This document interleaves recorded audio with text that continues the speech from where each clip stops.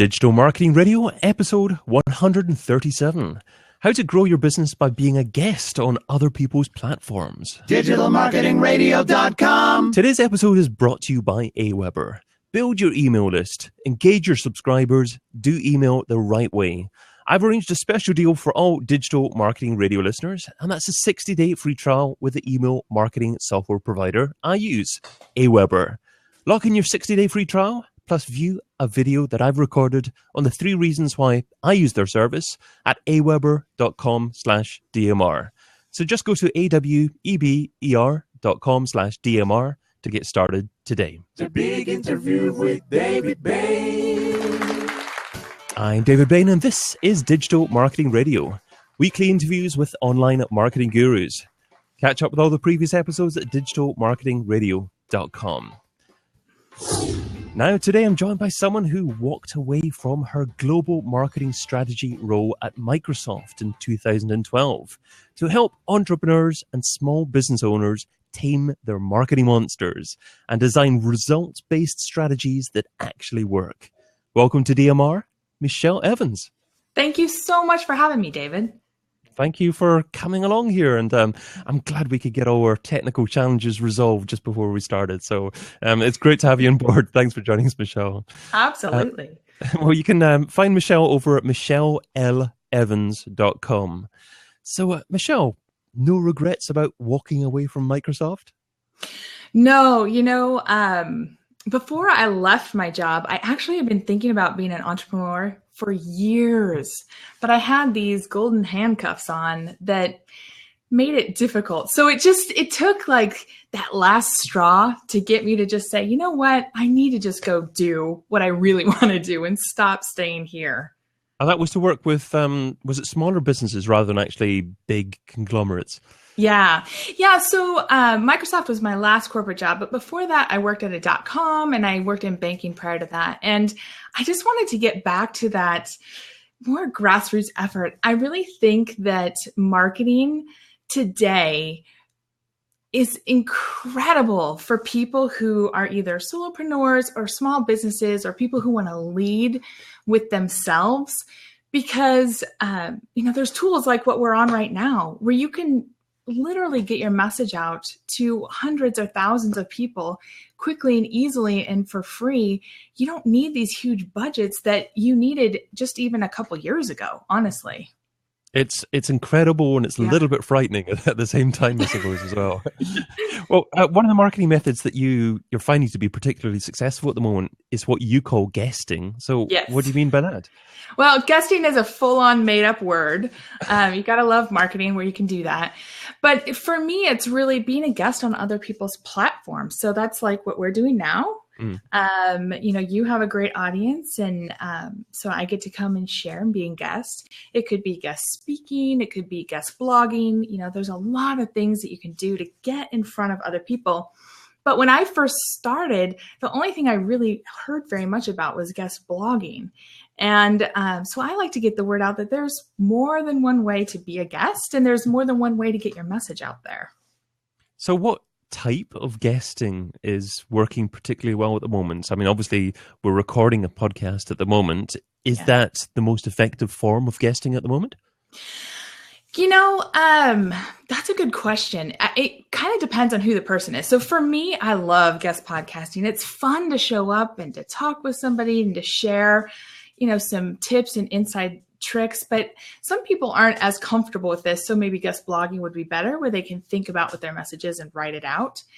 And then other people thrive on the energy of a room. And so they like to do speaking.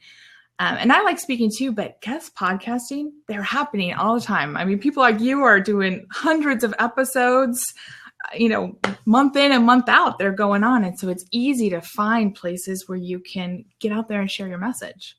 So what if someone's just started up a business and they haven't really got a track record in social media and no one's really heard of them?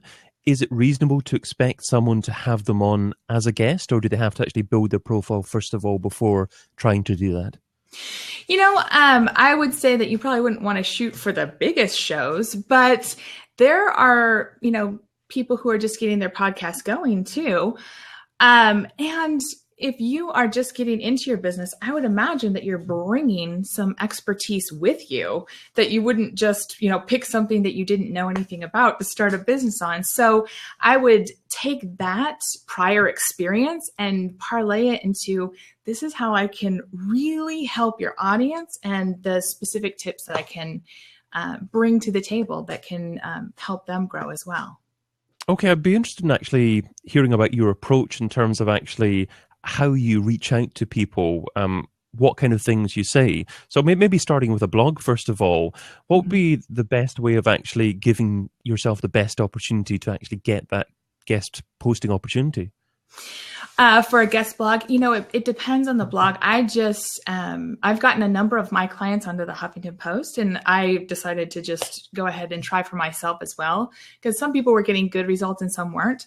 And so I've gotten a couple articles on there, and really it was just taking a look at what the conversations that were happening there were, and submitting something and saying, I have something to say about this. And so I had 2 published in the last couple of weeks, and it really just took reaching out and saying, look, you have these 3 articles. I have a slightly different opinion, and here's what it is. I'd like to write an article for you. And they said, yeah.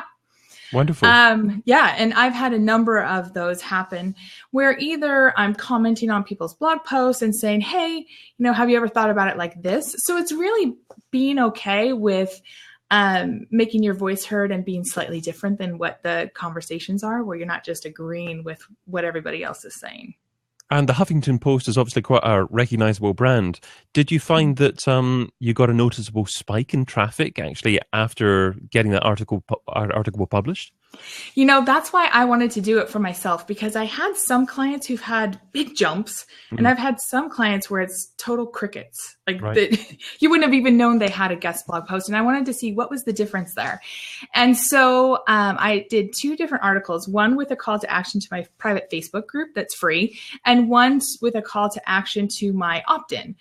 And they both actually worked really well, but the one to my opt-in worked better. And so I saw a huge bump in numbers. In fact, in just like a week and a half, maybe a little less than that, I had over 300 opt-ins. So that's a good amount of new people coming onto my list from one blog post. And honestly, especially on the Huffington Post, it doesn't have to be new content. It can be content that you're repurposing from your own blog or, from other stuff that you've done. They're totally fine with that. Wow. Okay. It doesn't even take any extra effort. I would think from an SEO perspective, they would want original content, but that's not the case. They don't care. They're so huge that they don't care. Wow, that's incredible. Because I'm aware of newspaper sites in the UK who there is an opportunity to actually get articles published in certain sections of them, but all sections aren't the same. And it is possible to get published maybe fairly easy in a section that has the domain name, but doesn't get much traffic at all. So it's good to hear that you're getting 300 opt-ins, because that's a decent return certainly as well. Yeah. So I mean, if someone was searching for guest posting opportunities, is Google the best place to turn to and just search for your field guest posting? Is that how someone would actually go about finding the opportunities? Yeah, I mean, I like Google for sure. It's a good place to start. There's Alltop. There's, some other places that you can go to see kind of what the conversations are that people are having. And another thing to do too is to be a part of Facebook groups and see when people say, hey, I just got a guest post published here, or I'm looking for guest posts. That's another great way to, if somebody got published in a place that you want to get published, just reach out to them and say, hey, congratulations. How'd you get in? Any insider tips? That's a really good way to do it too. Okay. And is it a similar kind of approach with podcasts as well? Do you reach out to people directly, or do you ask for a recommendation from someone who maybe knows the podcaster? Yeah, I think it depends on how large of an audience the podcaster has.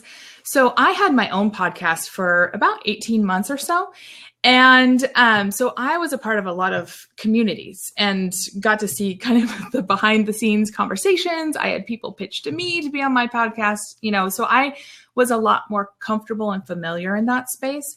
And I started with people that I had relationships with, and then just expanded out from there, just reaching out. Like you and I didn't know each other, and I just reached out and said, hey, here's what I'd like to talk about with your audience. Are you interested? And I don't know what your process is for approving people, but, I said, here's a whole bunch of places where I've already been featured. And, you can check this out if you'd like to know a little bit more about me.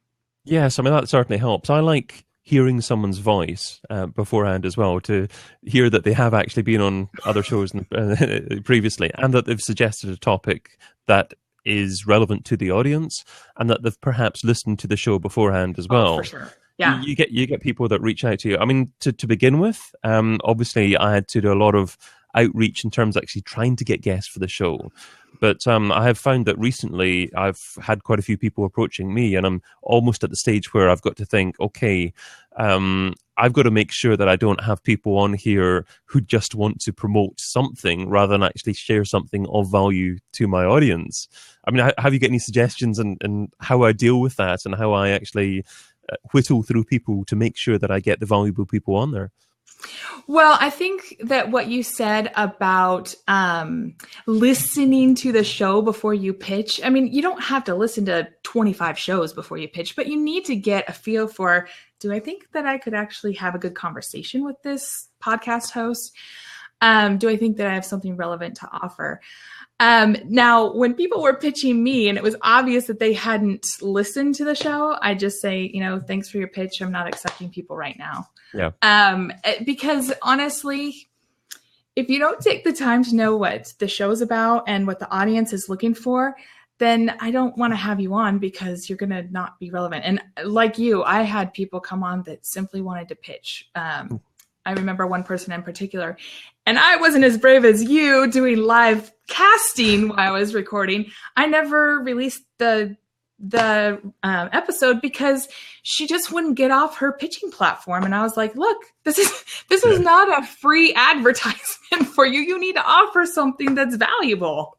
Absolutely. It's but you improve as you go along. I mean, to begin with, obviously I started doing pre-recorded just audio podcasts, moved on to actually doing pre-recorded video podcasts, and now I'm actually doing the live broadcast of the recording at the same time, but also releasing it as an audio podcast afterwards as well. And sometimes it does require a little bit of editing, or it's good practice just to edit it to be as good an episode as possible for the audio version afterwards. But it's challenging, to try and juggle too much at the same time. But I think the secret is just to do it by incremental improvements, and you'll get there certainly as well. But in terms of actually a business model for what you're trying to do with regards to guesting, you mentioned that you'd actually stopped your own podcast. Is it more effective from a business perspective to be appearing on other people's podcasts and guest blogging rather than actually running your own show, do you think? Well, it kind of depends on what it is that you're selling and what you're trying to accomplish. So my podcast that I had, I loved it, but it was really focused on people who were in a corporate job and wanted to leave to start their own business. And I've evolved my offering since then. So that's not where I'm focused on building my business, which is why I stopped that podcast. But I think that I'll start a new one because I really enjoy it. I enjoy the medium. And I don't know about you, but, I would get great questions. I would get great feedback from people about how, a specific episode really helped them. And that is really gratifying as you're out there doing your work kind of on your own sometimes, and just knowing that, this half hour or whatever that you took can really have an impact on somebody else is amazing. So I'll probably have a new one in the next 5-6 months or so. I look forward to hearing it. Thank you. Maybe I'll have you as a guest, although I don't think I'd juggle everything. Well, you'd start off juggling 2 things, then end up juggling 8 things in time.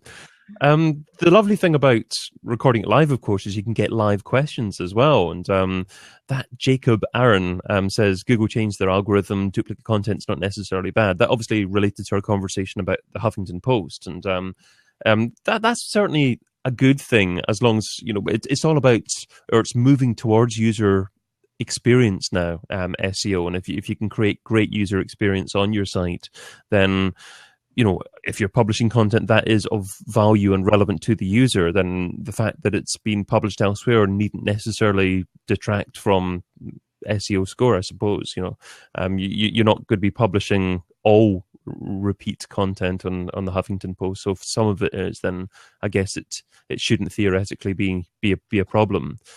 Is SEO something that you keep an eye on at all, Michelle? It's definitely something that's important to me, but it's not a leader for me. I prefer to lead with valuable content that's answering questions that help my audience, or, that really adds to the conversation that I'm having with people. And, I'll find a key term so that people can find it, but it's not like I don't sit down and say, ooh, these are trending topics. This is what I'm going to be all about. Instead, I lead with, this is what I'm all about. How can I make sure that people can find it if that's what they're interested in? So just final question in relation to this particular subject, obviously in the first half of the show. In terms of call to action, what is the most effective call to action that you try and leave people with to actually make it worthwhile from a business perspective? To be on different guest platforms, you mean? Yeah. Okay. So when I have a guest blog, for example, I will have specific opt-ins that go with that article. So I have probably 20 different opt-ins, maybe more than that. Okay. So about the different topics that I want to talk about. So I'll put the right call to action in those guest blogs. When I'm, somewhere else, I'll decide, is it my Facebook group that I want to lead with? Is it my main opt-in that I'm leading with right now?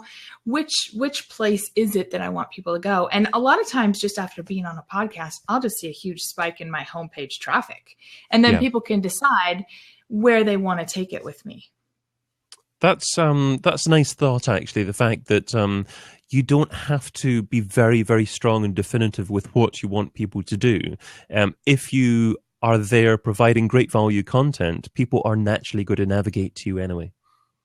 Yeah, and if I was to be like, come see this, come get this, I think I'd probably alienate a lot of people, or lose a lot of opportunity where people are like, yeah, that's not really what I'm about. But if they go check out another piece, they might say, oh, I didn't know that she did this too. So that's just my approach. Well, coming up, we're going to be learning about the one piece of software that Michelle couldn't live without. But first of all, a big thank you to Keith Keller for allowing me to guest on his blab last night. Keith was high in his praise for the Christmas special 2016 prediction show that we did for Digital Marketing Radio just a month ago at the point of this recording. And Keith was actually also a guest on Digital Marketing Radio episode 86. So he's an expert in Twitter marketing, and you should definitely check that one out. So thanks again, Keith. But let's segue into the second section of our discussion. That focuses more on Michelle's thoughts on where digital marketing's been and where it's heading. So starting off with software I couldn't live without. So what software do you currently use in your business, Michelle, that if someone took away from you, it would significantly impact your marketing success? Yeah. Well, one of them is Basecamp, which isn't a marketing software, but it does help me keep track of all the moving pieces that are going on in my business. So it's a project management software if people aren't familiar with that. Another one is Less Annoying CRM, which is how I continue conversations with people. So if I've had a conversation and I want to follow up, I put them in that CRM system. Sorry, it's called Less Annoying CRM. It is I hadn't a terrible heard that name, but it works really well, and it's only $10 a month in the US, so it's not very much at all. The third one is really an app. Well, the third and fourth are really apps. So one is Typorama, and the second one is Legend, and I use those for social media. Have you used them? I don't believe I have, no. So I do a ton on social media, and I was spending a lot of money and wasting a lot of time waiting for graphics to come back. And sometimes I just needed something quick. And Typorama, I mean, I don't get paid for this. It's like a $2 app, but Typorama lets you make them like this. And they have tons of photos and stuff in there. And so, in 30 seconds, you can have something ready for Twitter or for Facebook or whatever. So it really saves a lot of time for me. And Legend lets you make animated GIFs. So if you want to, put something like on Twitter that stands out, and again, it was like a $1 or $2 app. It's super easy to use. And it helps with being noticed. And then the last one that I really couldn't live without is also an app, and it's called Rev Recorder. And I do a lot of my blogging by just speaking it into my phone and then having it typed out for me. Transcribed, okay. Mm-hmm. Yeah, because it speeds things up, and I can do it when I'm in the car or whatever. I don't have to be sitting at my computer. Wow. Okay. A lot of software tips there. But I will still ask another related question and a slightly more challenging question. What piece of software don't you use, but you've heard good things about and you intend to try at some point in the near future? Actually, it's really strange that you asked me that, because I used a different webinar software for years and years and years, and I am just does it begin with a G? Yeah. To be unnamed. Okay. Yes, Okay. It does begin with a G. And I was getting a little frustrated with some of the constraints of that system.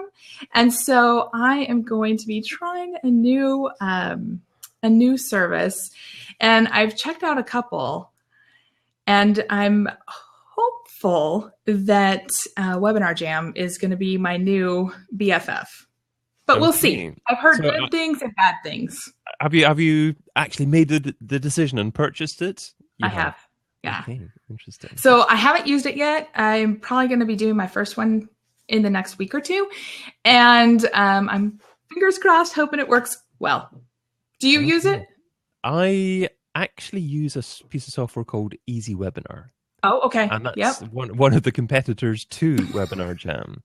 I use it fairly often. I probably will use it even more in the future.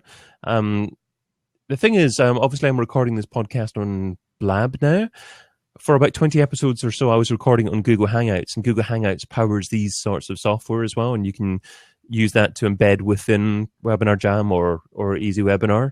So I guess it depends on precisely what you're trying to do, but webinars are certainly very important for people to be aware of and to integrate into their marketing, I think. And obviously you think the same as well now. I really do. It's a great way to go deeper on a specific topic. It's a great way to integrate with people. One of the things that I was excited about with Webinar Jam is that you can do this where they can see you, and then you can go to your slides as well. And that was a constraint that the old time competitor didn't have. Absolutely. Software has to keep on evolving, otherwise it falls behind very, very quickly. Mm-hmm. But you've offered a lot of great resources there, so I will crawl through them, and I will include links to all of them in the show notes at digitalmarketingradio.com, along with this podcast episode. But moving on to... I wish I would have. So I'd like to look back on the very first day that you're involved in trying to market a business online. What didn't you do so well? What do you wish that you would have done differently? Yeah. So as I mentioned, I came from a big corporate marketing job, and I think intellectually I knew that marketing myself would be different, but I don't think that I had emotionally embraced how different that would be. And when I first left my job, I was doing career coaching, which is totally different than what I do now, really based on that environment that I was in. And I thought, I've been there. I've had career coaches. I know what I'm going to do here. So I didn't bother to talk to anybody or run my ideas past anybody. I just launched to a big fat 0. So if I were to go back, I would be, less full of myself and more humble in talking to people and finding an actual need that I could fill instead of just like trying to think my way into the perfect business. I think it's the kind of mistake that just about everyone makes. They build things first, then launch, and then wonder, what happened? Why didn't anyone actually pay attention to what I did? Yeah, nobody paid attention. So if that's you, please stop. It's not going to work. Oh, it's I think the challenge with that is, people do what they feel is right rather than actually doing what they're told to do. And even if you actually tell someone loads of times, they'll feel themselves, no, I want to build this product, and they spend hours and probably months actually getting things right before launching, before approaching that target audience. But having said that, tools like this, like Blab, like webinars, give people an opportunity to actually talk to their prospects before going down that route. So hopefully that's not going to be so much of an issue in the future. Yeah, and I think not just tools like this, but also, Facebook groups are one of my favorite places to go because there's a group for just about anything, and people are constantly posting questions or rants or whatever, and that is a really, really rich place to do some research fast. Like in an hour, you could probably find, 2 or 3 things that you could build something around. Great tip. Okay, moving on to the this or that round. So this is the quick response round. 10 quick questions. Just 2 rows here. Try not to think about the answer too much. And you're only allowed to say the word both on one occasion. Ready to go? Yes. Email or Twitter? Email. Audio or video? Video. Affiliates or display advertising? Affiliates. Facebook or Google+? Facebook. Online press releases or one-on-one relations? One-on-one relations. Paid search or SEO? Paid search. Email contact form or telephone number? Email contact form. Website or app? Website. Social subscriber or email subscriber? That one would be both.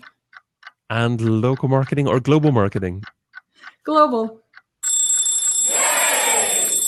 That was a little bit too easy for you, but it's funny actually. Most people say email subscriber for number 9 when I said social subscriber or email subscriber. So what made you say both for that one? Why are both so important? So I think it is really important to get people onto your own platform, on your own email list, of course, because then you own it and you don't have to worry about somebody else, owning your connections. But I also find that getting to know somebody on the social platforms can take you to a whole different level in terms of finding clients, finding potential partners, finding affiliates, finding other opportunities. Social just opens up the world a lot, but I wouldn't want to only have subscribers there. I would want them on my own platform too. Okay, build your own platform, but build relationships beforehand so you can funnel them back to actually what you're doing on your own platform. Yeah, or simultaneously. I know in my Facebook group, a lot of the people in there, almost all of them, are on my email list as well, but we have much deeper conversations than we would with just sort of my email blasts that go out and maybe they might respond. But within the group, they'll be asking questions. We'll have ongoing dialogue. It's a different way of really connecting with people. And do you segment your email list as well and deliver different messages to different people?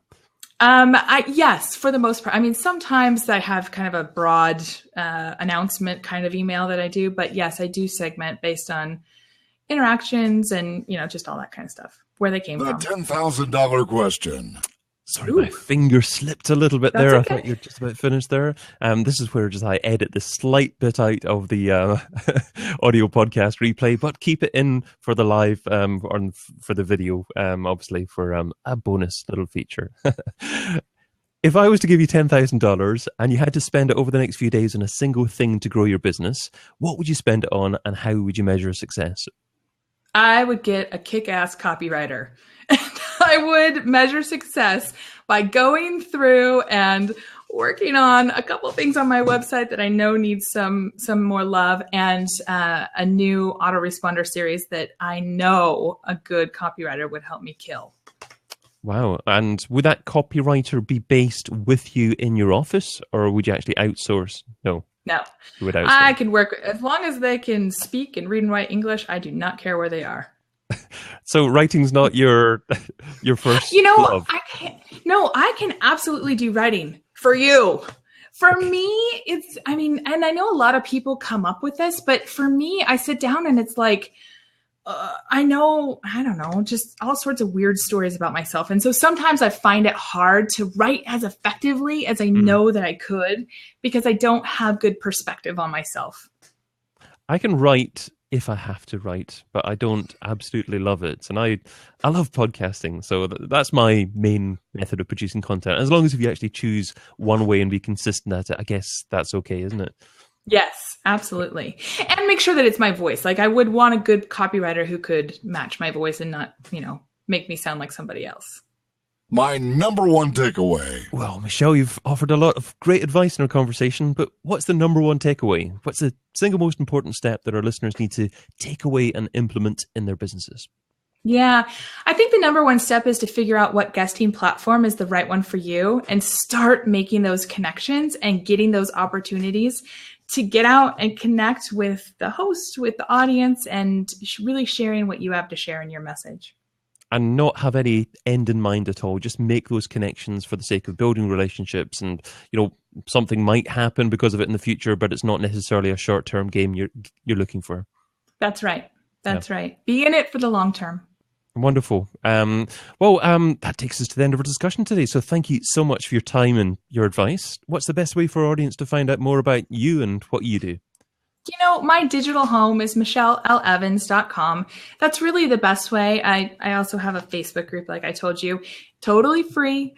And it's really where we talk about marketing stuff. It's called Tame the Marketing Monster. Wonderful. So thanks to Michelle, and thanks, dear listener, too.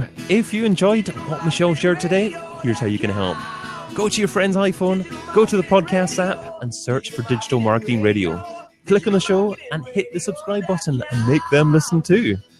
Finally, I'm also hosting another live show every Friday called This Week in Organic.